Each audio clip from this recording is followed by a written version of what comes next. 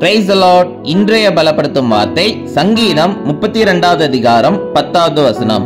Psalm chapter 32 verse 10. கர்த்தரை நம்பி இருக்கிறவனையோ கிருபை சூழ்ந்து கொள்ளும். Gracious love surrounds those who trust in the Lord. ஹல்லேலூயா. யார் மேல நீங்க நம்பிக்கையா இருக்கிறீங்க?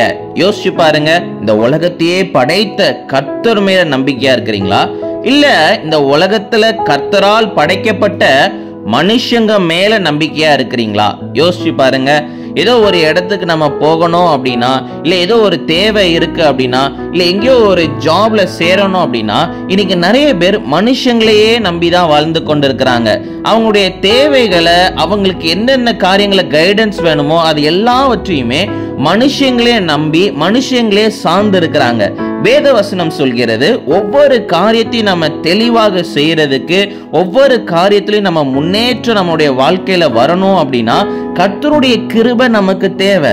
அப்போ நம்ம எப்போ அந்த கிருபையை நம்ம பெற்றுக்கொள்ள முடியும் அப்படின்னா, மனுஷங்களே நம்பி மனுஷங்களே சார்ந்து இருக்காம கர்த்தரை நம்பி கர்த்தரை சார்ந்து இருந்தோம் அப்படின்னா அந்த கிருபையை பெற்றுக்கொள்வோம். எல்லாவற்றிலும் சக்சஸ் நம்ம பெற்றுக்கொள்வோம். எல்லாவற்றையும் செய்யறதுக்கு ஒரு பலன் கிடைக்கும். எல்லாவற்றையும் செய்யறதுக்கு ஒரு அழகான ஒரு கைடன்ஸ் நமக்கு கிடைக்கும். கர்த்தர் நம்மளுக்கு உதவி செய்வார். கர்த்தர் அவருடைய கிருபையினால, அவருடைய இரக்கத்தினால எல்லா காரியங்கள், நம்ம செய்கின்ற எல்லா காரியங்களையும் வாய்க்க செய்வார்.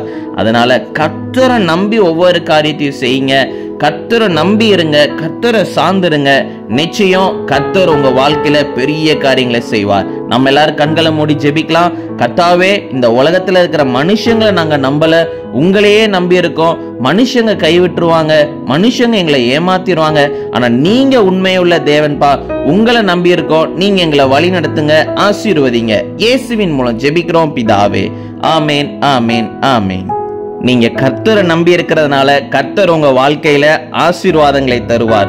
God bless you. Have a blessed day.